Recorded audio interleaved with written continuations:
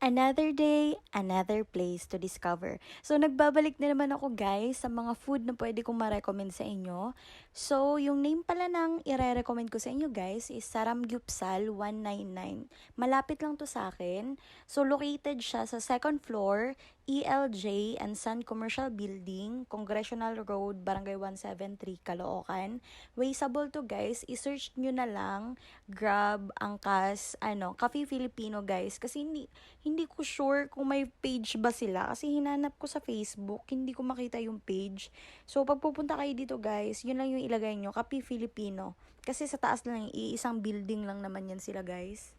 Pause nyo na lang guys para mabasa nyo ng maayos, para makita nyo kung magkano yung rate nila. So yung kinuha namin dito is S4, pork and beef. Onti lang yung mga side dishes nila guys, compare sa iba kong nakainan ng mga samgyupsal. Kita nyo naman guys, yan yun, may kimchi, may mais, kamote Q, ano pa ba yun, fish cake, tofu, ano pa ba yun? Hindi ko maalala. Kasi yung fish cake nila guys, maanghang at saka yung sweet.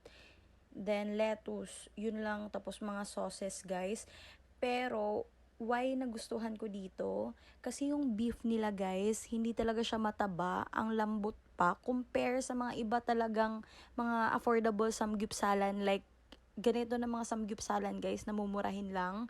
'Di ba usually ang kukunat ng beef, akala mo rubber band. Eto guys, ano siya, ma-recommend ko to.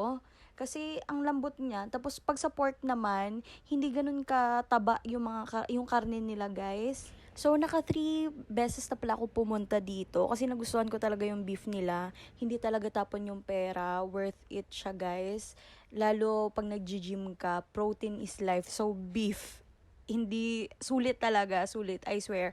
Pero may one time walang beef sila. So yung kinuha namin is pork and chicken. Hindi ko masyadong ma-recommend yung chicken nila, guys. Hindi ko gusto yung timpla. Pero, syempre, iba-iba naman tayong panglasa. So, ma-recommend ko ba siya, guys? Yes, super ma-recommend ko. Lalo na yung beef nila. Kahit pork, hindi ganun kataba. Worth it yung pera dito. Kahit hindi ganun kadami yung side dishes. Bawi na lang kayo sa meat nila, guys. So, yun lang. Thank you, guys!